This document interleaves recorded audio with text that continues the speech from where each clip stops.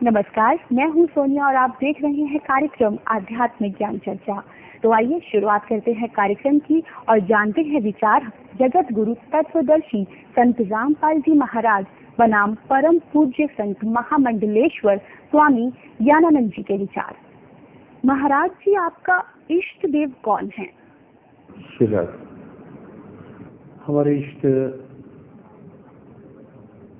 अखिल कोटि ब्रह्मांड नायक जगत गुरु भगवान श्री कृष्ण है। श्री कृष्ण भगवान पूर्ण अवतार हैं।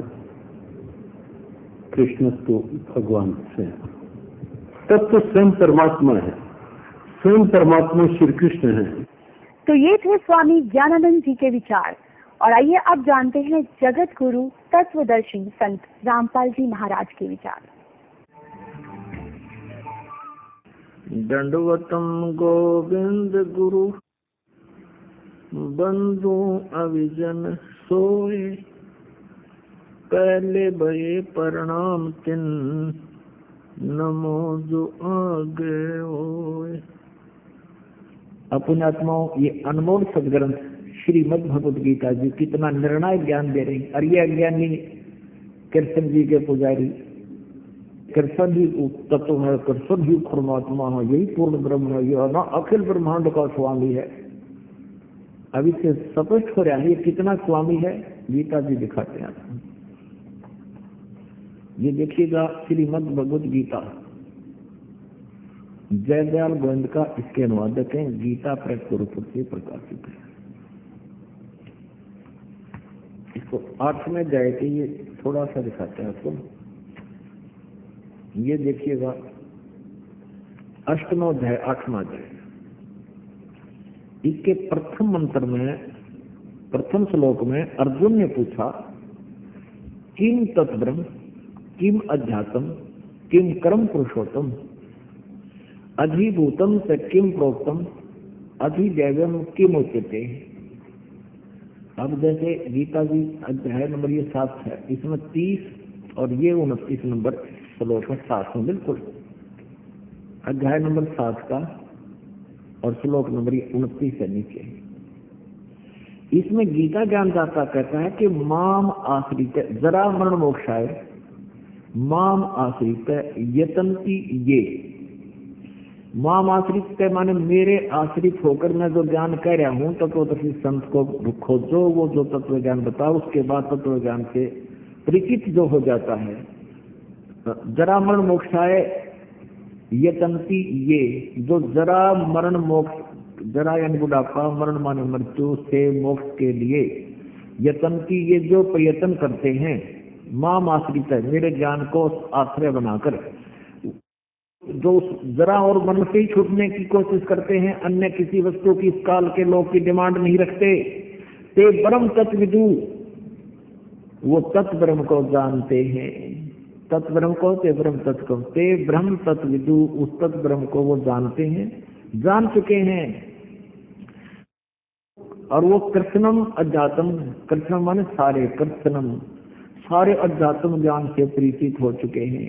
और कर्म से अखिलम, और सब कर्मों से भी, जैसे कर्म कौन से कर्म करने चाहिए, कौन से ना करने चाहिए, कौन से पापदायक, तो वो उनसे परिचित हो चुके हैं। कौन? जो तत्ब्रह्म से परिचित हो चुके हैं और सारे धात्म ज्ञान से परिचित हो चुके हैं, सब कर्मों से जो परिचित हैं, वे ये माने जो कौन?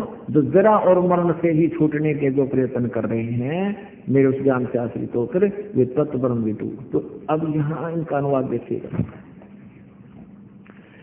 7वें अध्याय 29वां अनुवाद गीता प्रेस गोरख वालों, जो मेरे शरण होकर जरा और मरण से छूटने के लिए, जरा माने बुढ़ापा, यत्न करते हैं, वे तत्व यानी उस ब्रह्म माने ब्रह्म को, ये देखो, ये तत्व ब्रह्म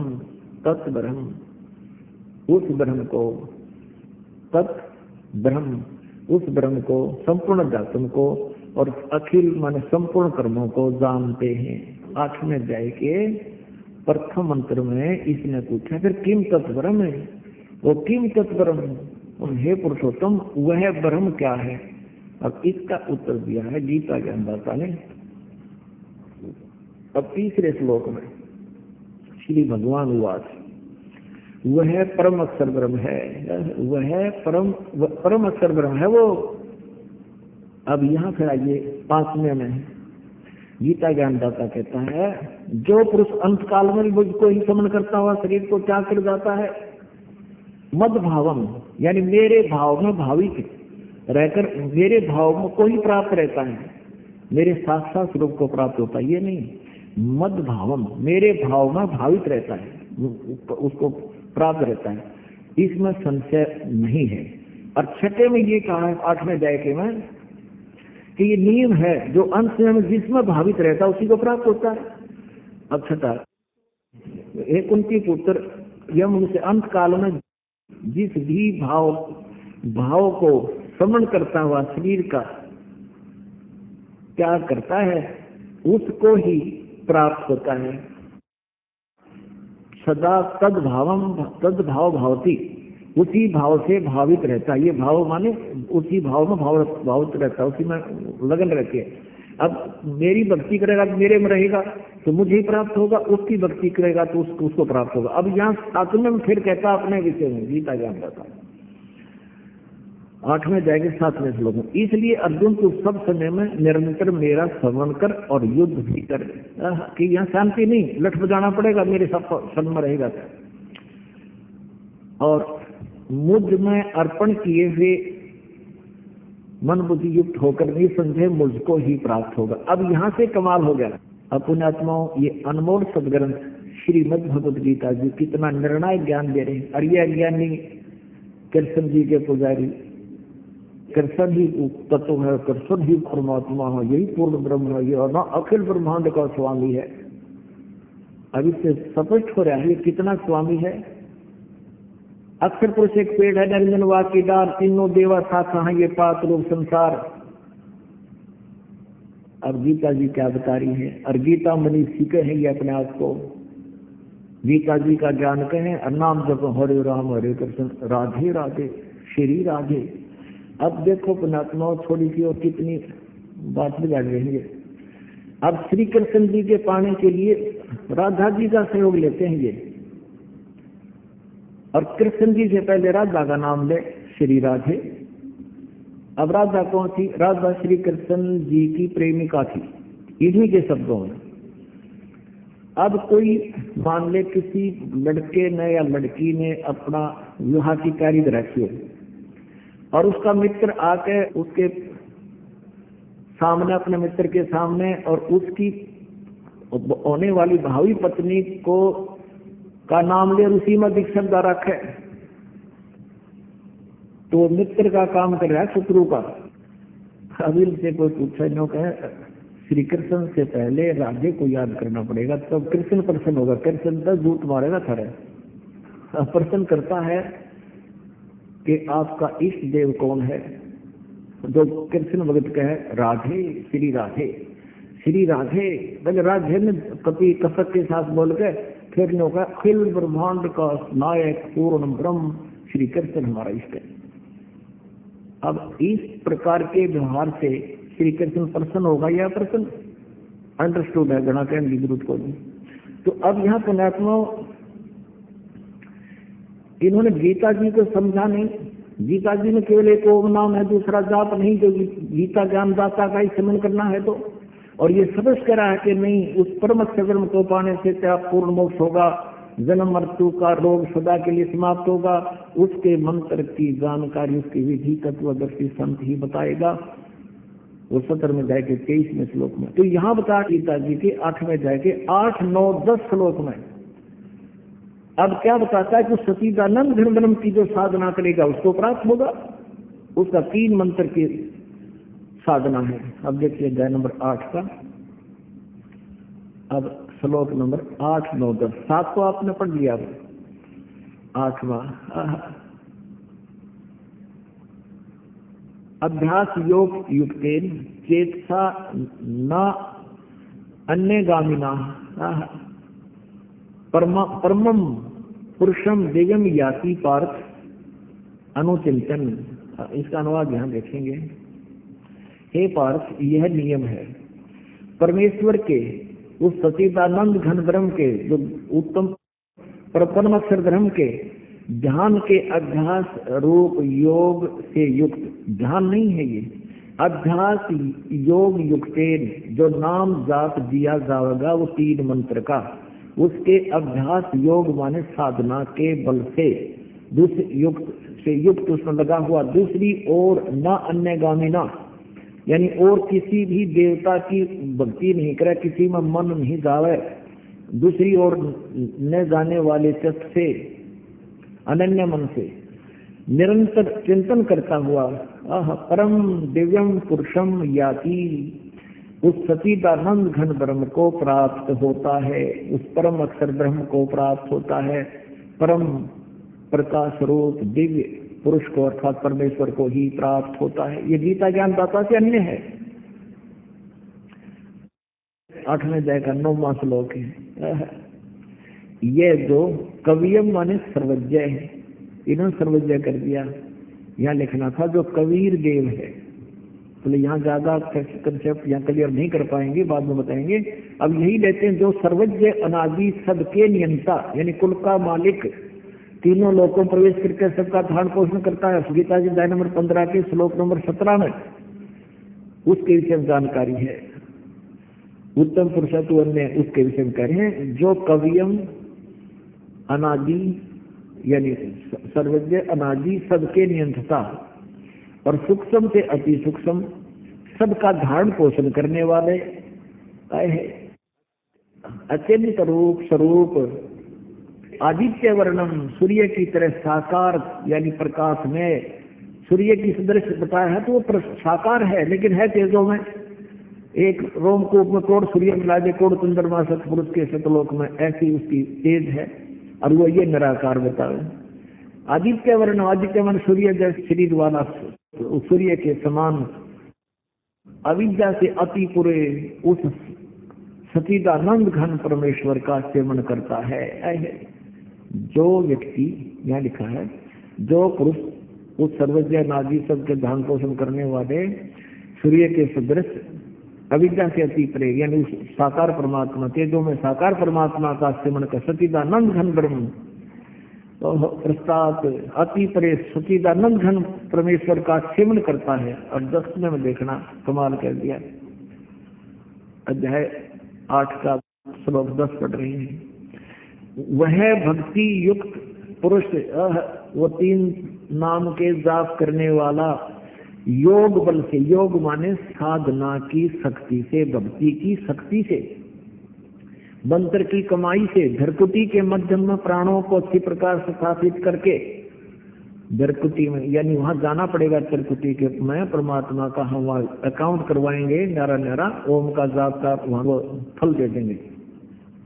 अब यहाँ लिखा है, वह भक्ति युक्त पुरुष अंत काल में योग बल से यानी उस 3 मंत्र के जाप की कमाई से धरकुटी में पहुंच जाएंगे, और वहां फिर इनका अलग अलग अकाउंट देना होता है। प्राणों को अच्छी प्रकार स्थापित करके फिर निश्चल मन से सिमरण करता हुआ उस दिव्य रूप दिव्यम परम पुरुषम एव उपैति,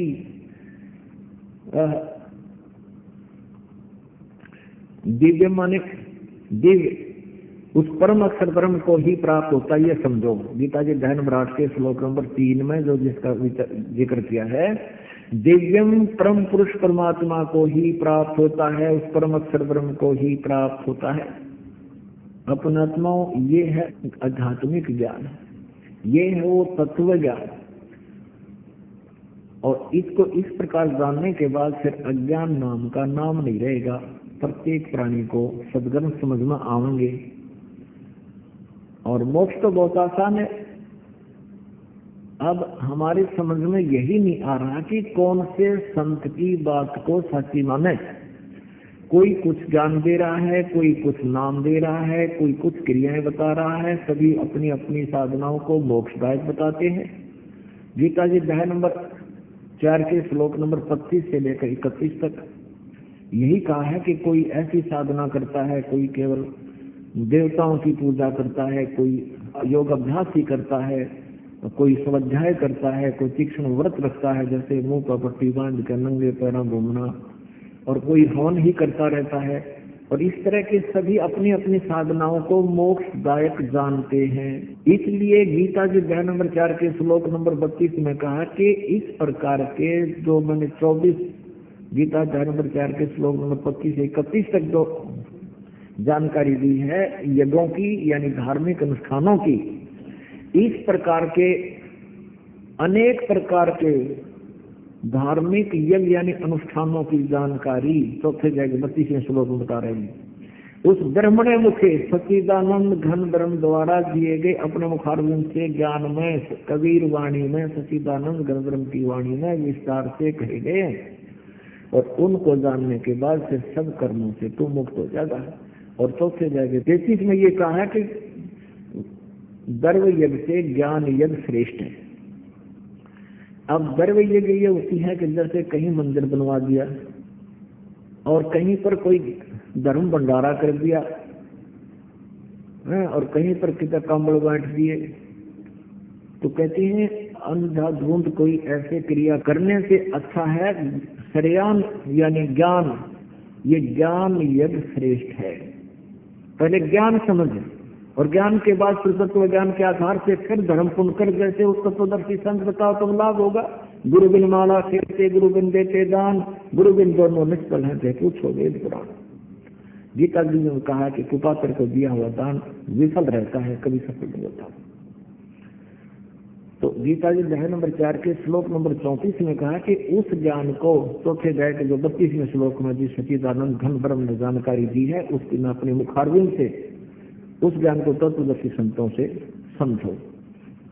वो तत्वदर्शी संत से परमात्म तत्व का ज्ञान देंगे, गीता ज्ञान दाता से अन्य कोई परमात्मा है। अब यहाँ इस गीता जी को ना समझ कर 8वें अध्याय के 17वें श्लोक में इन्होंने फिर अनर्थ किया है। उसमें सिर्फ ये लिखा है कि उस ब्रह्मणे माने सच्चिदानंद घन ब्रह्म। अब यहाँ जो ब्रह्मणे शब्द लिखा है 8वें अध्याय के 17वें श्लोक में, ब्रह्मणे का अर्थ होता है जो ब्रह्म से बड़ा, नेक्स्ट यानी बड़ा बड़ा भगवान। और यहाँ 8वें अध्याय के 17वें श्लोक में ये अक्षर पुरुष के बारे में जानकारी है। यहाँ ब्रह्मणे अर्थ इसमें भी है, लेकिन यहाँ उसकी आयु सीमा कैलकुलेटेड है, इसलिए ये बड़ा होते हुए भी अविनाशी नहीं है, सच्चिदानंद घन ब्रह्म नहीं है। यहाँ देखिएगा 8वें अध्याय का 17वां श्लोक दिखाते हैं, देखिएगा श्रीमद् भगवद गीता अध्याय नंबर 8 का और श्लोक नंबर 16 के ये हो गया है कि इसमें कहा कि हे अर्जुन ब्रह्मलोक पर्यंत सब लोग पुनरावर्ती में हैं। इन्होंने यहाँ अनुवाद गलत किया है कि परंतु एक कुंती पुत्र मुझको प्राप्त होकर पुनर्जन्म नहीं होता, इसका अनुवाद गलत किया इन्होंने। नहीं तो ये चौथे अध्याय का 5वां और दूसरे अध्याय का दूसरा श्लोक गलत हो जाता है। यदि गीता ज्ञानदाता ये कहता है कि मुझे प्राप्त होने वाले का पुनर्जन्म नहीं होता। ये देखिएगा चौथे अध्याय का गीता जी अध्याय नंबर 4 का और श्लोक नंबर ये 5 है यहाँ पर, ये यहाँ नीचे से इसका अनुवाद यहाँ पर है। हे परंतु अर्जुन मेरे और तेरे बहुत से जन्म हो चुके हैं, उन सबको तू नहीं जानता, मैं जानता हूँ। और यहाँ देखिएगा 9वें में चौथे अध्याय का 9वां श्लोक है। हे अर्जुन मेरे जन्म और कर्म दिव्य हैं, अलौकिक हैं। अब दूसरे अध्याय का 12वें श्लोक में स्पष्ट कर रहा है कि मेरे और तेरे बहुत जन्म पहले भी हो चुके हैं, आगे भी होते रहेंगे। अध्याय नंबर 2 का श्लोक नंबर 12, न तो ऐसा ही है कि मैं किसी काल में नहीं था, अथवा तू नहीं था, अथवा ये राजा लोग नहीं थे। इसी से देखिए गीता ज्ञानदाता कहता पहले भी तू न जन्म में थे, आगे भी जन्मते रहेंगे, और न ही थे और न ऐसा है कि इससे आगे हम सभी नहीं रहेंगे। यानी अपना, मेरा और तेरा, इन सैनिकों राजाओं का आगे पहले भी जन्म होता, जन्म मृत्यु होता था, आगे भी होता रहेगा। अब 70वें श्लोक में इसने स्पष्ट किया है, दूसरे अध्याय के, गीता जी अध्याय नंबर 2 के,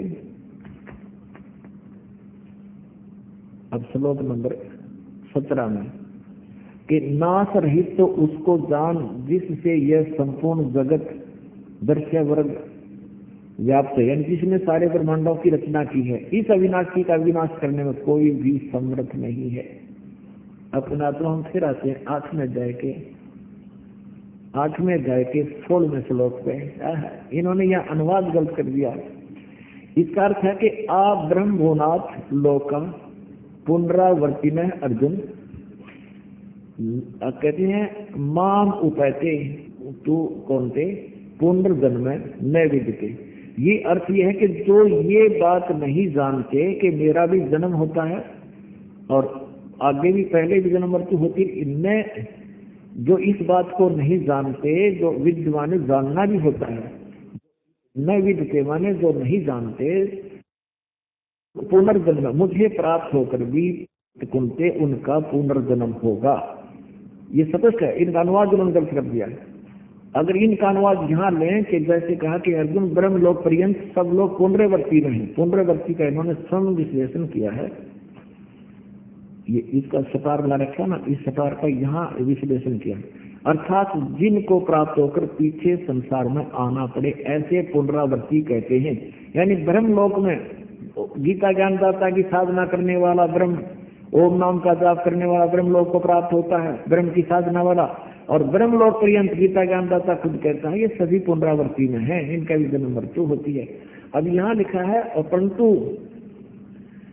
इन्होंने ये अनुवाद कर दिया, कुंती पुत्र मुझको प्राप्त होकर अर्जुन पुनर्जन्म नहीं होता, ये गलत कर दिया। इसमें ये लिखना है था कि न विदिते जो नहीं जान पाते इस बात को, तो वो मुझे प्राप्त होकर भी उनका पुनर्जन्म अर्जुन उनका पुनर्जन्म है।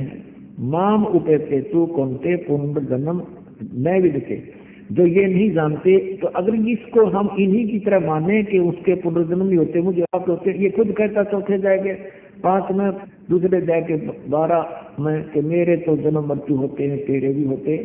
तो यहाँ इन्होंने अनुवाद गलत कर दिया। तो हम अब 17वें श्लोक पर आते हैं, 8वें जगह 17वें। इसमें क्या लिखा है कि सहस्र युग पर्यंतम है माने दिन यत ब्रह्मण विदु। अब ब्रह्मण, यहाँ ब्रह्मण का अर्थ अक्षर पुरुष है, बड़ा भगवान।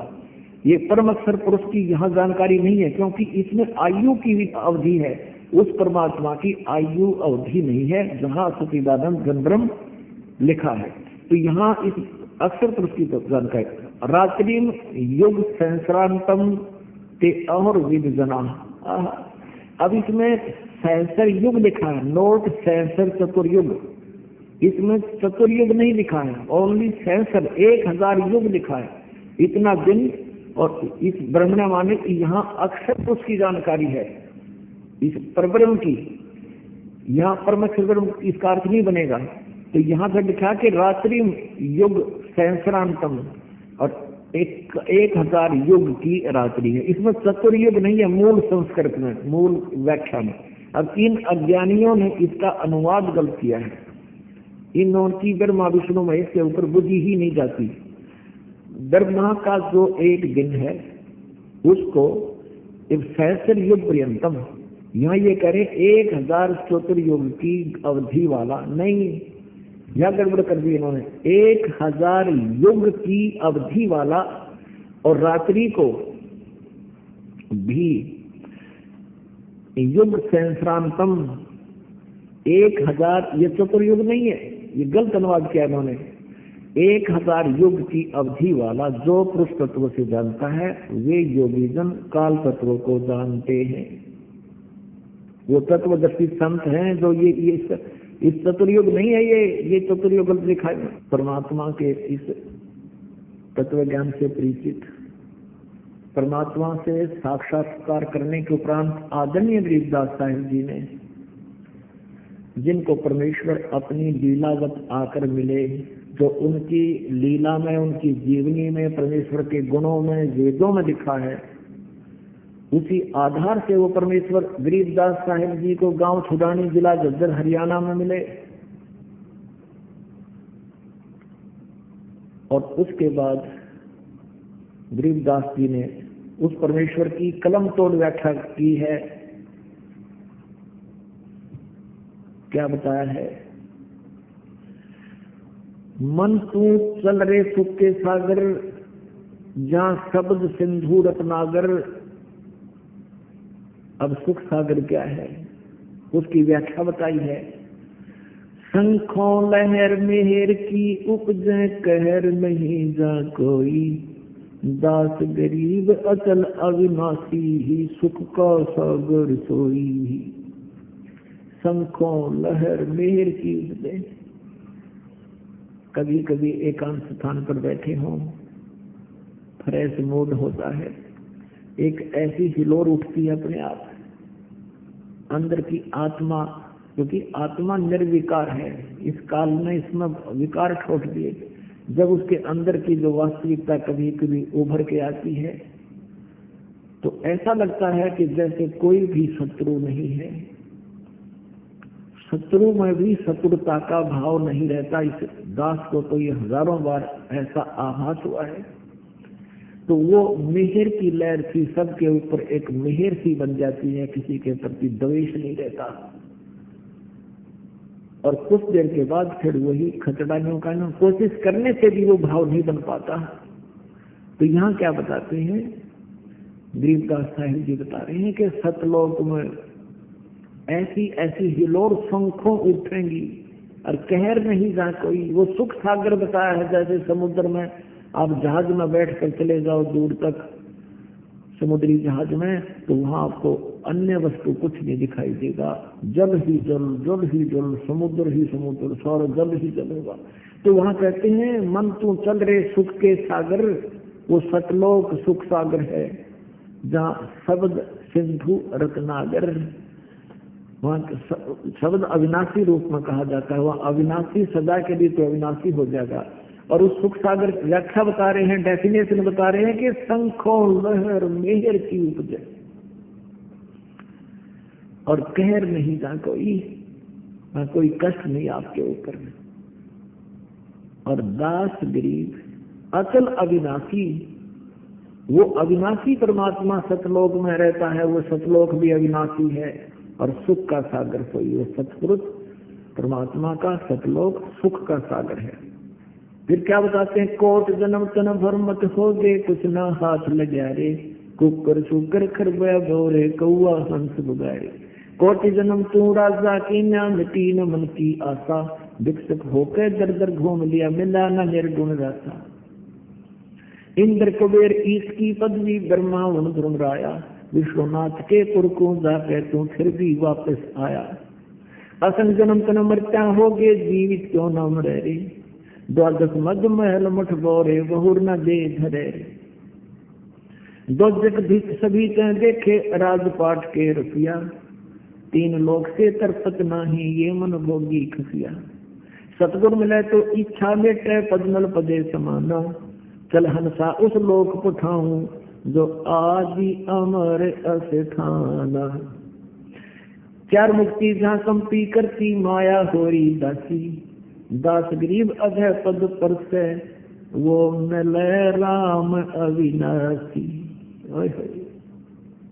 कितनी प्यारी वाणी लिखी है, कितनी अमृत वाणी सतीदानंद घन ब्रह्म की वाणी है, जो परमेश्वर ने गरीबदास जी के कंप्यूटर में यानी अंतःकरण में फीड कर दी थी।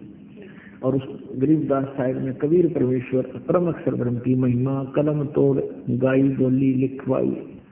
अब क्या बता रहे हैं कि असंग जन्म तन मरता हो गए, कुछ नहीं हाथ लगा रहे। अपने आत्मावाद के राष्ट्रपति है, प्रधानमंत्री है, पूरी पृथ्वी का राजा है, फैक्ट्री का मालिक है, या छोटे मोटे हमारे जैसे भी अपना रोजगार परिवार बनाए बैठे हैं, साथ बात जोड़े बैठे हैं, मकान है, पर 1 मिनट में मृत्यु हो जाए। और पीछे एक आंध्र प्रदेश का मुख्यमंत्री, एक अरुणाचल प्रदेश का मुख्यमंत्री।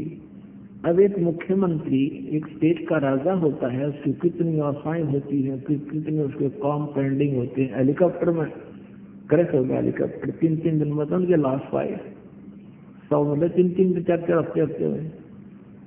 अब के ले गए हुए, जो काम करने का तो उसका हाथ भी ना लाया, वो छेड़ेगी तो नहीं है। और एक पुर्तगाल का इसका पूरा कैबिनेट मंत्री था, वो सारा एक के जहाज में बैठे, जहाँ से 98 मंत्री सारे प्रधानमंत्री, वो एक का एक्सीडेंट हो गया, सारे खत्म हो गए। तो पुण्यात्माओं यहाँ परमात्मा याद दिलाते हैं, कोटि जन्म तन मरना चाहिए, कुछ नहीं हाथ लगा रही। और फिर क्या होंगे, कुत्ता गधा सुअर की होंगे, हम जाएंगे कुकर सुकर खरवा मोरे कौआ हंस बगारे। कोटि जन्म तू राजा की ना मिटी न मन की आशा विक्षकों का दर दर घूमा। ये मार्ग नहीं मिला जिस कारण से तू भटक रहा है, जो अब तुझे प्राप्त कराया जा रहा है। इसके ना पाने से कहते इंद्र कुबेर ईश की पदवी, स्वर्ग का राजा बन गया अपने शुभ यहाँ पुण्य करके, तपस्या साधना करके। और 72 चौकड़ी तो 72 चतुर्युग तक स्वर्ग का शासन काल होता है इंद्र का, उसको पूरा करने के बाद वो मृत्यु को प्राप्त हो जाता है। फिर वो गधे की योनि में जाता है डायरेक्ट, उसके बाद अन्य योनियां भोगता है। बता, अब 72 चतुर्युग तो रहा हो स्वर्ग का राजा, और फिर गधा राजा कुमार के लटकावे, कमर टूट गई, ऊपर से काग खावे। अब क्या सुख है ये? अब क्या है ये लोग यहाँ पर जहाँ हम आशा लगाए बैठे हैं? ये तो स्वर्ग के राजा की गिनती, और यहाँ के राजा की तो गिनती नहीं। और हमारे जैसे आम नागरिक का तो उल्लेख है खत्म हो जाता है। तो हमने इस ज्ञान से समझना है हम कहाँ स्थित हैं और क्या हमने करना चाहिए। अब हम कर और क्या रहे, मांग क्या रहे भगवान से। तो अब क्या बताते हैं, इंद्र कुबेर ईश की पदवी ब्रह्मा गुण दुर्मराया, और विष्णु नाथ के लोक को जाकर तो फिर भी वापस आया। अगर वहां विष्णु महेश भी मरेंगे, इनके लोक की तरेंगे, फिर ये भी विनाश में आएंगे। असंग जन्म तन मर क्या हो गए, जीवित क्यों न मरेंगे। 12 मद मैल मठ बोरे दोनों देख रहे। जीवित मरना उसको कहते हैं। जैसे पहले तो ये है कि मन पता नहीं क्या क्या इच्छाएं रखता है, ये खरीद लूं, वो खरीद लूं, प्लॉट ले लूं, फलाना बना लूं। ठीक है, एक अपना गर्मी सर्दी प्राकृतिक आपदाओं से बचने के लिए कोई झोपड़ी मकान जैसा भी मालिक व्यवस्था करे, उसको प्राप्त करके अपना संतुष्ट रहे, भक्ति करे ज्यादा से ज्यादा, फिर परमात्मा पर विश्वास रखे और उसके बाद अपना परमात्मा में की भक्ति करता रहे। और दूसरा जीवित मरना है कि जैसे मान लीजिए ये तो हम अंदाजा लगा रहे हैं कि हमारी आयु अभी 50 वर्ष है, कोई का 20 वर्ष है, कोई 30 वर्ष, अभी नहीं मरेंगे, 80-90 वर्ष तक तो जीवित रहते ही। ये तो अटकलबाजी है, ये तो एक अपनी वैसे अपनी सोच है। लेकिन जो 20 वर्ष के, 10 वर्ष के, 5 वर्ष के, 50 वर्ष के, 60 वर्ष के, 80 वर्ष के मिनटों में मर जाते हैं, वो भी यही सोच रखते थे अभी नहीं मरेंगे।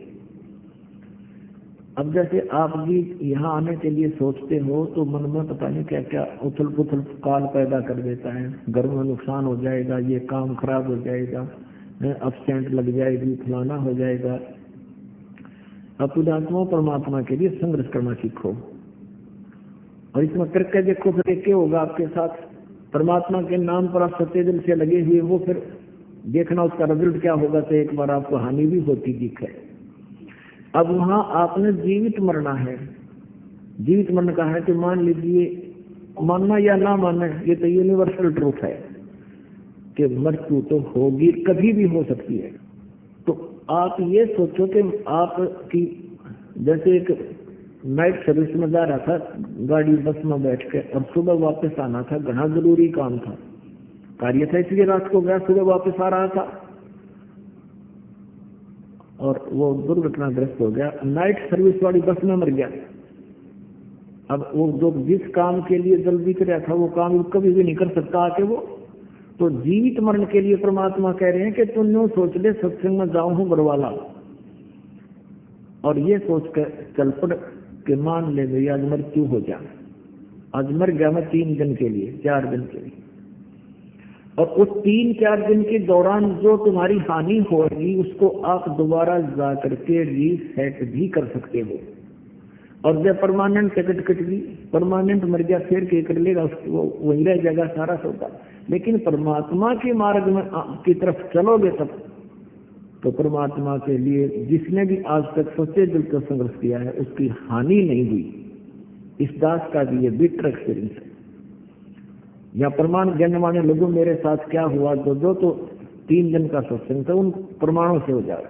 और तब इस दास का दिल डटता फिर प्रचार करना मन मान्या कि इसे समर्थ भगवान का गुण गाऊं ताकि सारी जनता समझे, सबको लाभ मिला। मेरे जैसे बहुत है परमात्मा के चाहने वाले, लेकिन दिशा इनको नहीं मिल पा रही, बड़ी आत्माओं को ये भ्रमित कर रहे हैं अज्ञानी संत इनको।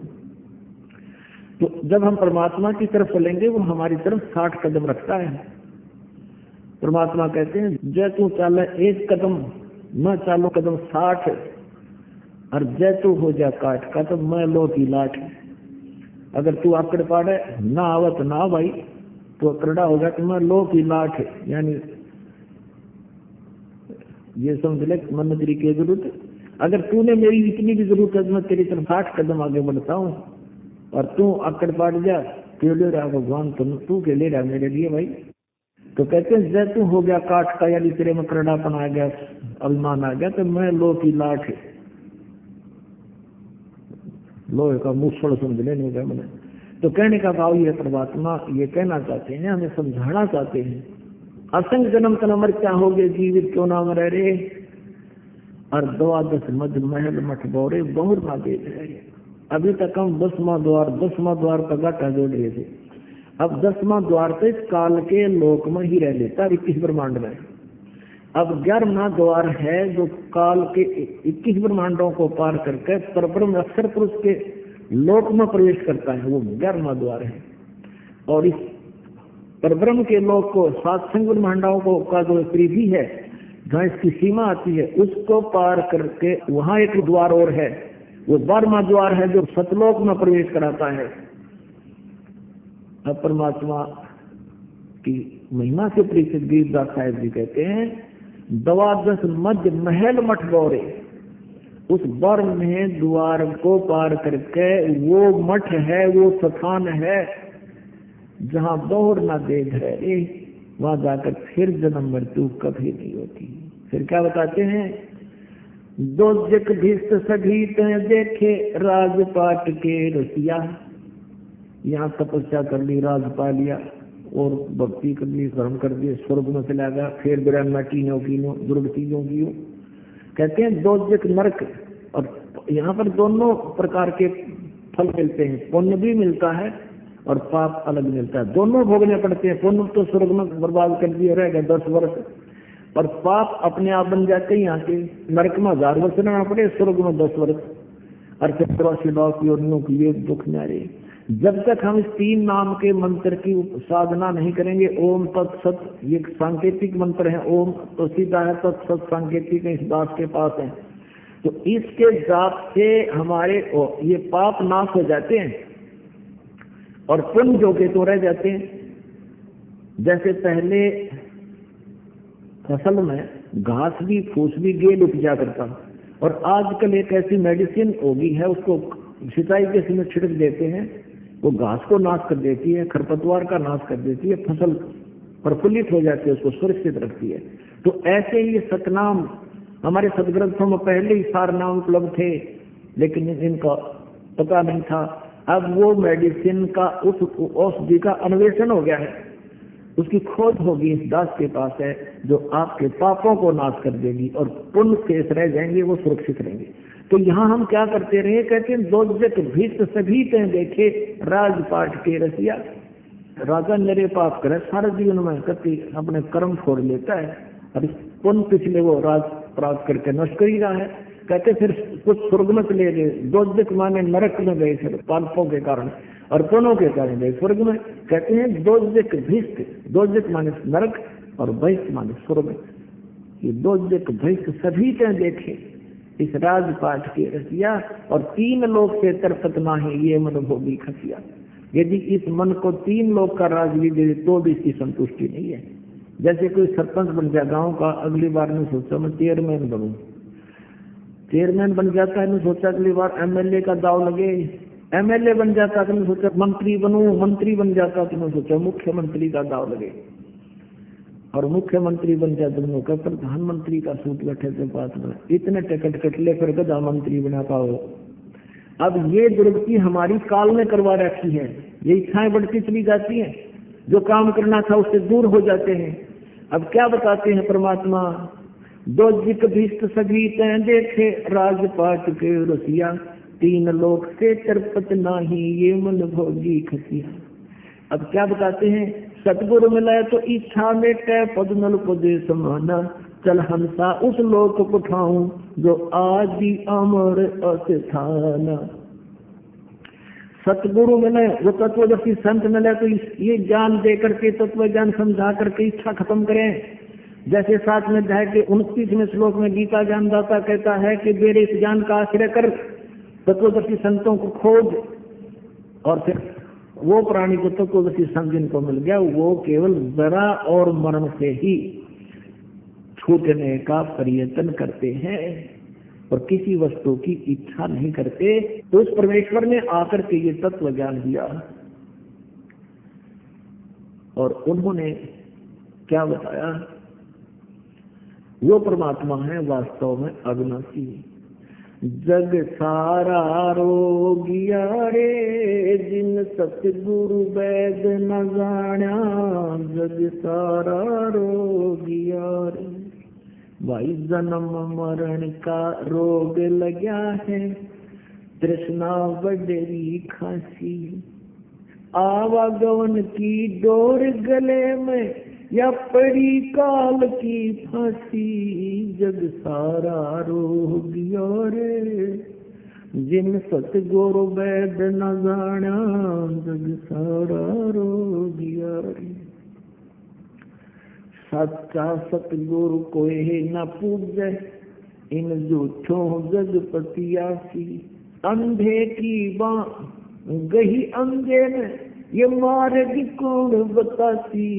जग सारा रोगिया रे, जिन सतगुरु वैद न जाना, जग सारा रोगिया रे। भाई देखा देखी गुरु शिष्य बन गए, किया नहीं तत्व विचार। गुरु शिष्य दोनों के सिर पे युकाल ठोके पंजारा। जग सारा रोगिया रे, जिन सतगुरु वैद न जाना, जग सारा रोगिया रे। सार शब्द सर जीवन बूटी, जैसे जैसे आंग लगावे। सार शब्द सर जीवन बूटी, जैसे जैसे आंग लगावे। कहे कबीर तुम सतकर मानो, ये जन्म मरण मिट जावे। जग सारा रोगिया रे, जिन सतगुरु वैद न जाना, जग सारा रोगिया रे। अपने आत्माओं, जो श्री ब्रह्मा जी, श्री विष्णु जी और श्री शिव जी की पूजा करते हैं, और जो ब्रह्म के ओम नाम का जाप करके संतुष्ट हैं, उनकी अब ये बिल्कुल क्लियरेंस होगी, स्पष्ट हो गया ये कंसेप्ट कि उनका भी जन्म और मृत्यु का दीर्घ रोग लगा हुआ है। वहाँ सुख क्या रहेगा आपके चरणों में? यहाँ की जो 4 मुक्तियां तो नाशवान है, इन वाला सुख वहाँ सदा तेरे चरणों में पड़ा रहेगा, कभी विनाश नहीं होगा। 4 मुक्ति जहाँ कंपी करती माया होरी दासी, दास गरीब अभय पद पर से वो मिले राम अविनाशी। तो कहते हैं इस प्रकार वो अविनाशी परमात्मा मिलेगा, और वहां जाने के बाद फिर जन्म मृत्यु कभी नहीं होगी। ये जन्म मृत्यु का रोग सदा के लिए नष्ट हो जाएगा। बोलो सतगुरुदेव।